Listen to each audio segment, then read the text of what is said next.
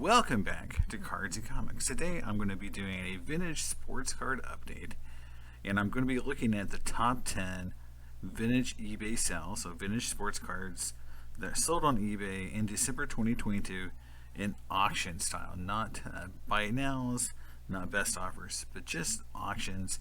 And I'm going to concentrate on eBay just because I feel like it's got the most eyeballs and it's still the biggest place to go buy sports cards as of right now. And I'm going to close out the year just talking about pricing, because vintage cards are interesting right now, in terms of where they're at with their pricing and sort of where I think they're going to go in next year. So let's get started.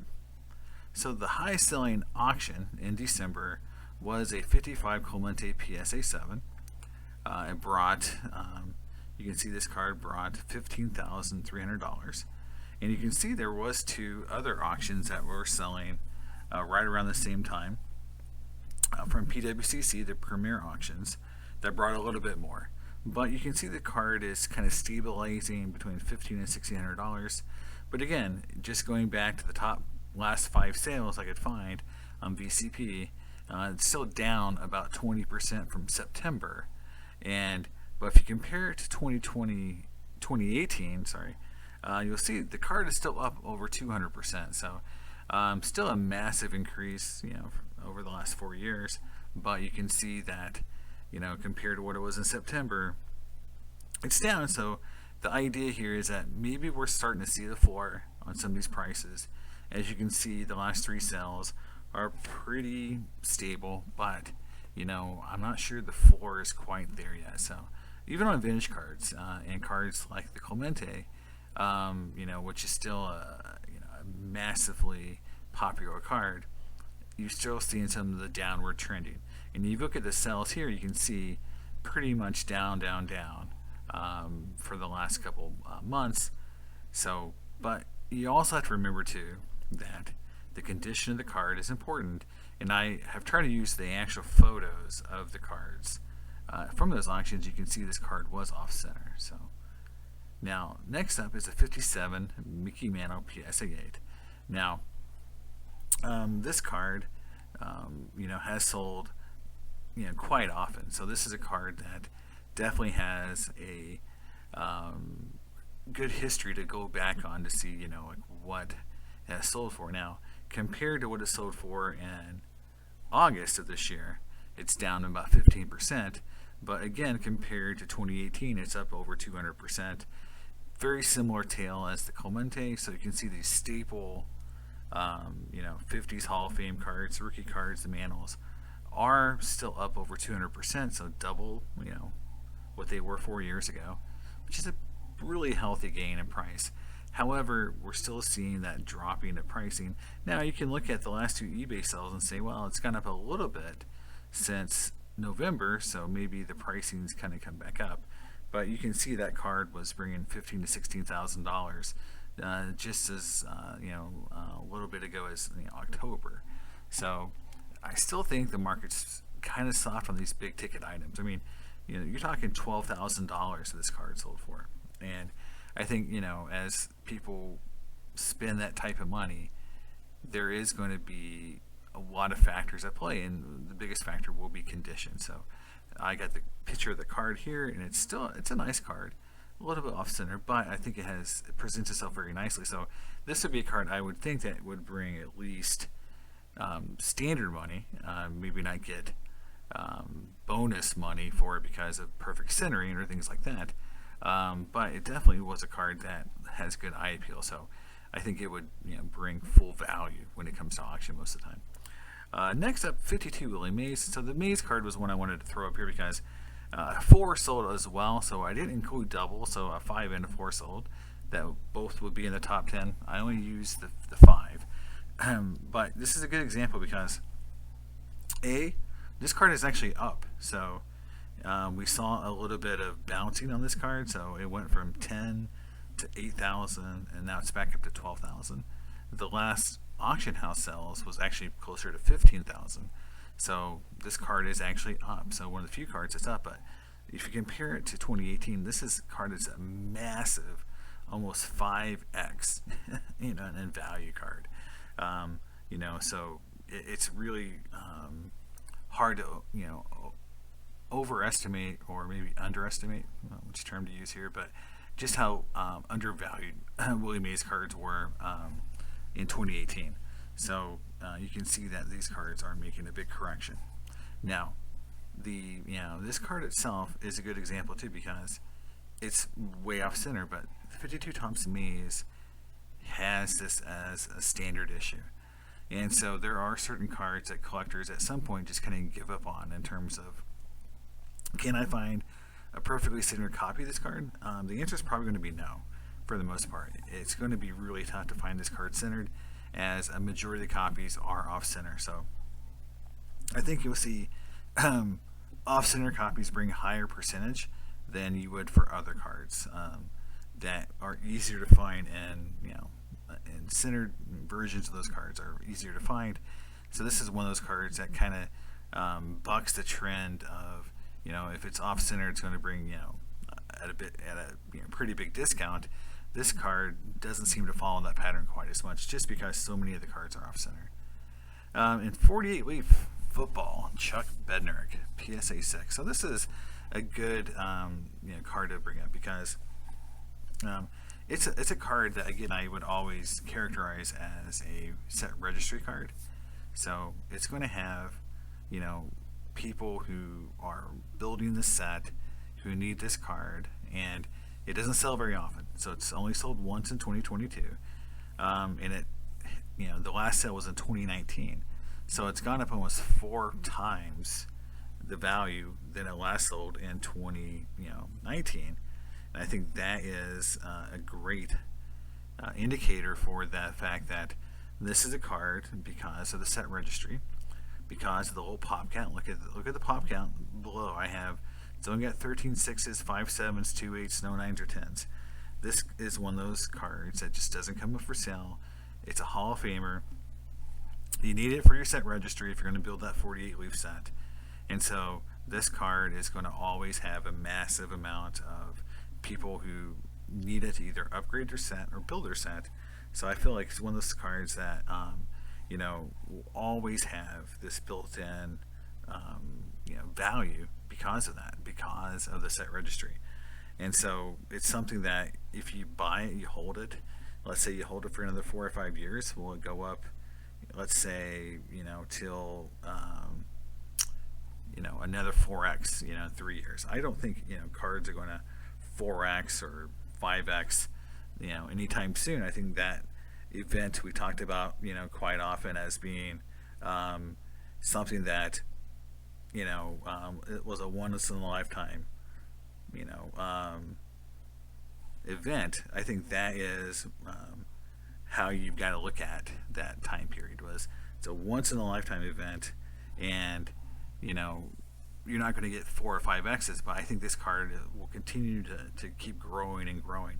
And you can even see from 15 to 19 it grew almost double. So it's a good example. In that 4-year period it still grew. I think this card will grow maybe 1.5 or 2x again in 4 or 5 years, just because it's so rare and it's needed, and it's got a great pedigree in terms of what it is. So again, one of those cards that is definitely investment grade.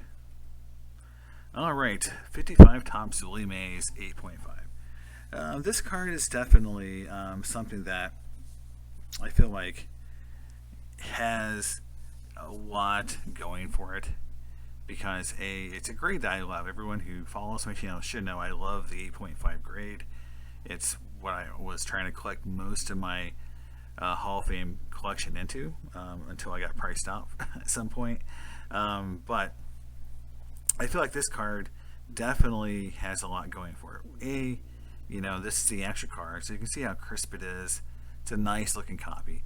But B, if you look at the price here, so it hadn't sold in 3 years.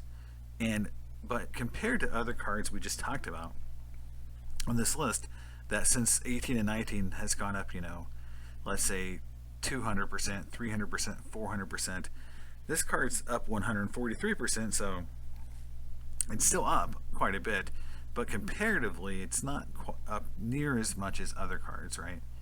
Now, I would also say too is that a 9 recently sold for $26,000, and that was in 2019.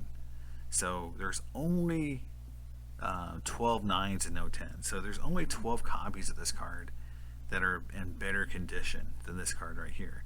So to me, that knowing that in 2019 the price of these cards is probably going to be double.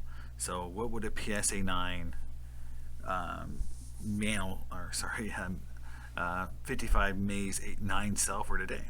Well, I think it would sell closer to probably $40,000. So knowing that, the 8.5, should that be worth more than 11,000? I think it should. I really think that this is one of those cards that should be worth more actually than it's sold for. It's one of those because it's just the pop counts. Only 12 nines and no 10s. If you really want something better than in this 55 Maze, it's going to be hard to find something better in this card. So I think this was actually a very good value. Whoever got this got really good value. So again, I feel like it's one of those things where if I had the cash at the time, this would be a kind of card I would really want to have owned, just because I really need it for my own set. But I feel like it was undervalued because we know that next time that 9 sells, it's going to bring I think much more than this $25,000, because again of just that rarity factor. Next up, T206 Cobb Red Portrait.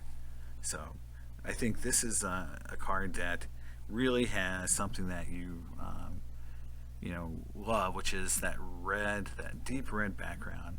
This card is very striking. However, anyone who really knows this card understands that there are quite a few of these cards available in low grade condition. It's not what I would consider to be a huge rarity, especially with the common back, the sweet capital back. That's a common back, so it's almost like a base card back. It doesn't get any premium for rarity there. Now you can see it's down almost 30%, and this is one of the cards that when all the vintage cards really started going up, this card really spiked. And I understand why, because it's Cobb. It's got a great look, that red background, and it's available. Availability in vintage cards is something that is really poorly understood. People think that if it's something that's so rare, that's going to make the value so much higher. However, something is so rare that you can't ever find it to buy it, then you forget about it. And I think that's what happens to the 8.5 grades. I just mentioned on that Willie Mays card. It's the 8.5 grade that people kind of forget about, or they don't see it very often, and they just kind of dismiss it because they don't know how to value it.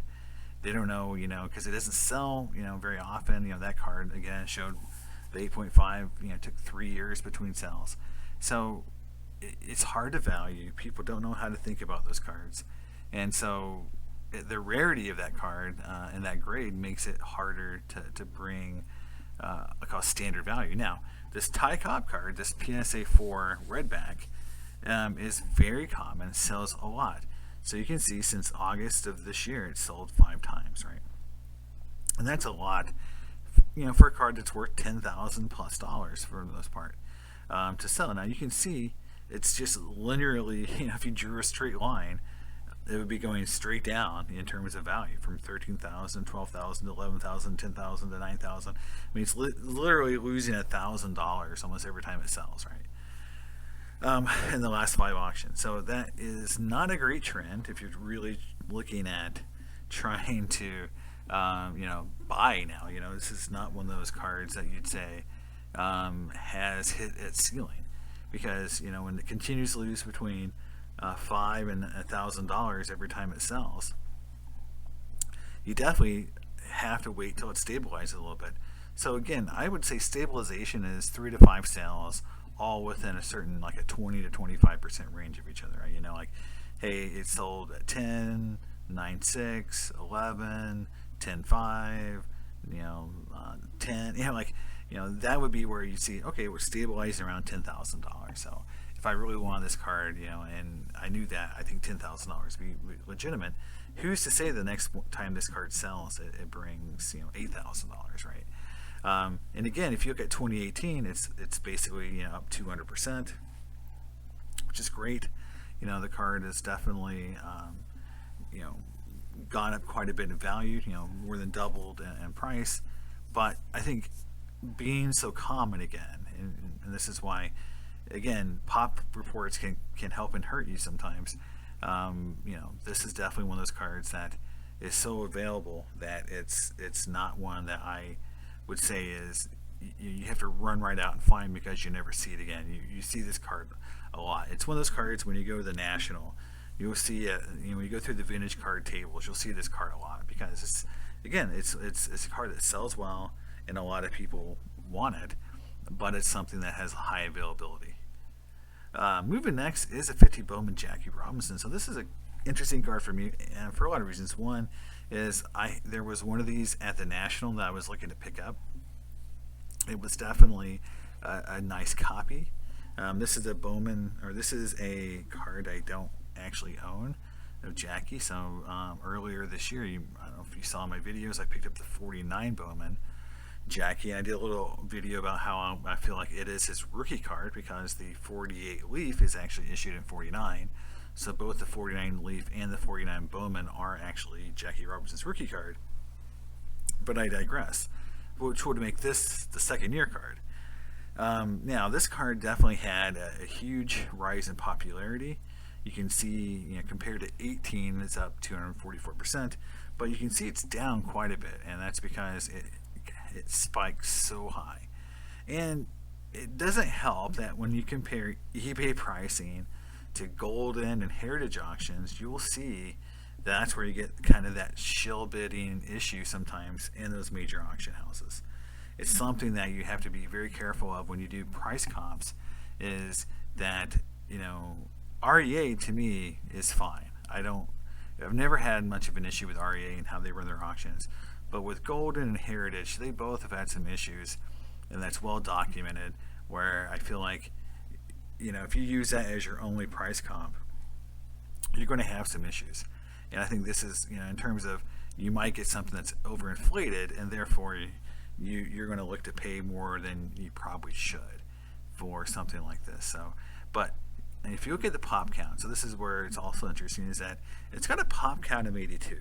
And I've said earlier in the 50s era, when you look at pop counts, when you get above 100 for like an 8, so if you have 100 8s and whatever 9s and 10s, that card is, not rare anymore. So this has got 82 7s and 48 8s. So this card is still pretty rare. I'd say it's in that middling phase of, it's not overly rare, but it's definitely not common.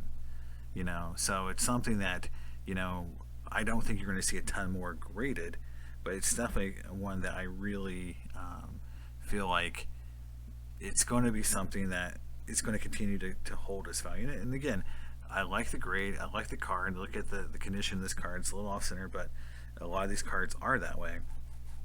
I really feel like, the fact that one sold for $30,000 as an 8 is definitely a good reason why you would, want to look at the 7 if you're, especially one for $8,000. And I would say, like, the idea that the card itself is basically, since August of this year, once an 8 sold for $30,000, that's four times what the 7 just sold for. The 7 seems like it's in a little bit of a price disparity, and again, it's down pretty big, from the last time it sold in August of this year. So I think from that side of it, I feel like it definitely may have sold cheap, maybe. Let's see the next couple of sales. But it's something I looked at and I said, man, this looked like a really nice copy of this card. Compared to what the 8 just sold for in August, it seems cheap. Look at the pop counts, and it's still a sub 100 PSA 7 pop count, and it's basically half that for an 8. So I feel like it's definitely a card that I think is going to be, $10,000, I think, was how I'd peg this card in the next couple of years. Just because, again, of all those factors, pop counts, relevance, nice photo, just everything about the card is nice. And Jackie Robinson itself it's turned into the upper tier Hall of Famer that everyone really wants to have from any set they can get. And this card definitely got a renaissance this year because it's kind of the forgotten Jackie Robinson. People went from the Leaf in the first Bowman, into more of the, maybe into some of the tops cards or whatever, 52 tops, instead of this card, right? So I feel like this card was a little overlooked for 1 year. So again, love the card. I think it was sold a little cheap compared to what I would have thought it would have sold for, based on, again, that last PSA sold. Now we're going into hockey, and this is, again, another interesting card because, A, it's a very nice looking 2. It's got damage on the back. I wish I showed you the back. You can look it up, but this card had some damage on the back. That's why it's a 2. Good looking front. This Parkhurst Gordie Howe card has really, there's been a lot of Instagram talk about the Howe rookie card. You see a lot of other grades selling in their auction houses. So this card sold for $7,500. It's up from March of just this year 51%. So again, it's gone up quite a bit already this year, which makes a card that actually is on the rise in the hobby, which is great. It's good that not every card is just tanking. But looking at this card and comparative to the pop count, it's got 400 graded higher. So I don't know how to take it. I was going to look at every grade, but then it gets like 3s, 5s, 4s, 6s, 7s, 8s. The idea is that it's not as rare as I thought it was. I thought it was going to be a card that had maybe like only 200 total graded. 400 is graded. It's okay. A 7 sold in December for $28,000, and that's where the first red flag hit me, because that REA auction, which was in December, for a 7. So we just talked about a minute ago that a card between an 8, or I believe it was 7 to an 8 was 4x value or something like that. And that's pretty normal. Like you'll see like an 8 to a 9, right? An 8's worth $7,000 and a 9's worth like $28,000, right? But that's one grade. This is 5 grades, and it's only a 4x value. So either one of two things: either the 7 sold way cheap, or the 2 sold way too high. And so I think there's a few factors at play here. One is the factor of I call like the total value play here. Is people at some point get to where they look at a number like $10,000. Like, I want to buy the best Gordie Howe rookie card I can afford, but $10,000 is my limit, right? And so this card came up. It's got great eye appeal. It's sold in 21 for close to $7,000. So $7,500 for a 2, which great eye appeal, doesn't seem that crazy. But then a 7 goes out and sells for $28,000. And so it would definitely be a little nervous for me if I owned this card. I would be a little nervous that maybe I kind of either overpaid, or maybe some guy got a great deal on a 7 in the RE action. But it just seems really crazy that we're talking about 2 cards where there's a 4x value difference, but there's 5 grades in between them. That just doesn't really happen in vintage cards. It's not something that's normal. That's not really the deltas you normally see in this market. So to me, I feel like there's some either reckoning that will eventually happen to this card, some price corrections at some point, either with the 7 or the 2, or maybe it's just one of these wonky, non-linear, not straightforward type of card where if it looks nice, people are going to pay a lot of money for it just because they want to own it. And that happens a lot. And a card I would give an example of that would be the 52 Topps Mickey Mantle, to where if the card has good eye appeal, you might see someone pay 4 or 5x for that card because they just want to own a Mano rookie card or Mano Topps rookie card. And so they'll pay a lot of money for a good IPO no matter what the grade is. So maybe it's that type of situation we got going on here, but definitely a little odd from what I normally see when I look at these kind of pricing. Next up is Len Dawson 63 Fleer, right? So this is again, a Hall of Fame rookie card. It's a PSA 9, so it's a good high condition card.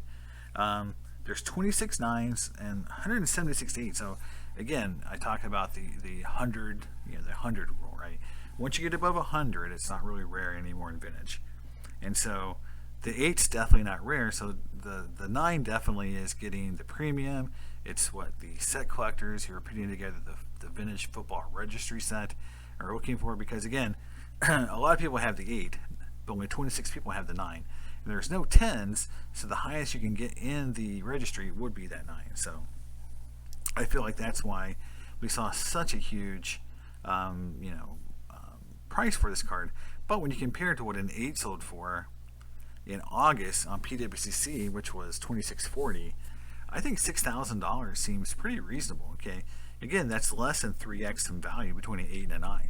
And we talked about earlier, again, normally putting 8s and 9s, you see like a 4x valuation difference, right? For a lot of cards. Again, this card is down like most cards in 2022 compared to the last time it sold, which was a buy now of close to 10,000. Again, that could have been an exuberant person, but the card did sell for $7,000 in 2021, and again, compared to what it sold for in 2018, up 340%. So it fits a lot of the same criteria we're seeing from other cards, but I would say this is that the guy who purchased the 8 either overpaid or someone may have got a good deal on this card. And I feel like as we go down the road a little bit, maybe that it'll play out that $7,000 will eventually be considered a good deal for this card in 3 or 4 years. So I kind of feel like it was a little low in value compared to what I think this card would have sold for. If the market kept was stable in 2022. Now, do I think the card will gain value in 23 or 24? I don't. I think this is one of those things where it's Len Dawson, and even though it's his rookie card, it's set registry. Again, if 5 new set registry guys come in hot and heavy that are only doing 9s and 10s, then yes, this card will probably sell higher. However, if that doesn't happen, this card might sit, and next time it sells to just a collector or to a non-registry guy, it may sell less. So again, this is why cards like this are a little bit hard to judge, because again, it's got a really built-in following that's based on the registry. Now, 1968 Topps Nolan Ryan. Okay.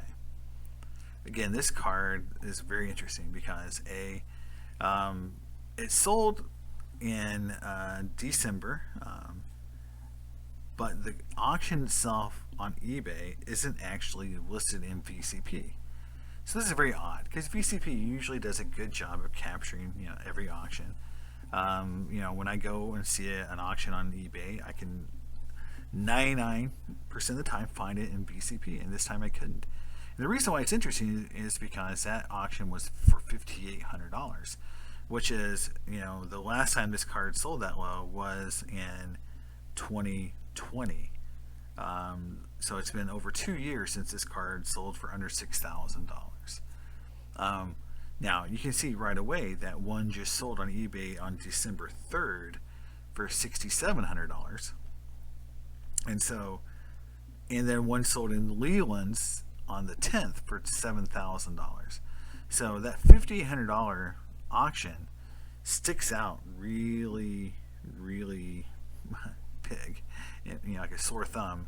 And so if I look at it, I'm like, what happened there? Well, it's a bad photo. Now, the one that sold for $6,700, I can see right there. It's the photo of the big photo, and it really does compare to the one in the little photo.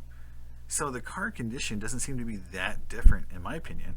Now, they're not the same card. I looked at the serial numbers, not the same card. You can actually see one is the Lighthouse flip versus the older flip.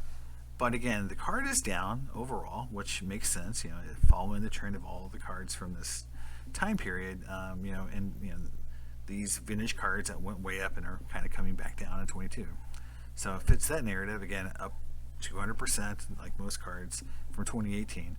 So that's the trend, 200, 400%, and down 15 to 20%. So that's like you can just take the market as a whole and just say, if I was going to peg the market, I'd say as a whole we're down about 20% year over year in 2022, and compared to 2018, most vintage Hall of Fame cards are up about 200 to 400%. That's like your standard valuation summary there. But this card is very odd. That's over $5,800. The one thing that you can see here, though, it came from a seller with one feedback. So again, it may have been just he spooked people away, didn't people want to? And the fact that it's not listed in VCB may be that the auction itself wasn't legitimate. I don't know, but it's interesting to me just because it's the first time this card has sold under $6,000 in forever. But going back into this card itself, just as a whole, this card is not rare. It's got 750 basically eights with 67 nines, 110. Not rare, so it's not a low. It's not a low pop. It's not something that's hard to find. Go to any good card show, you can see a couple copies of this card, usually at every major card show. But it's in demand. People love Nolan Ryan, and Kuzman was actually a hell of a player too. So I think it's definitely a card that is always going to be massively popular.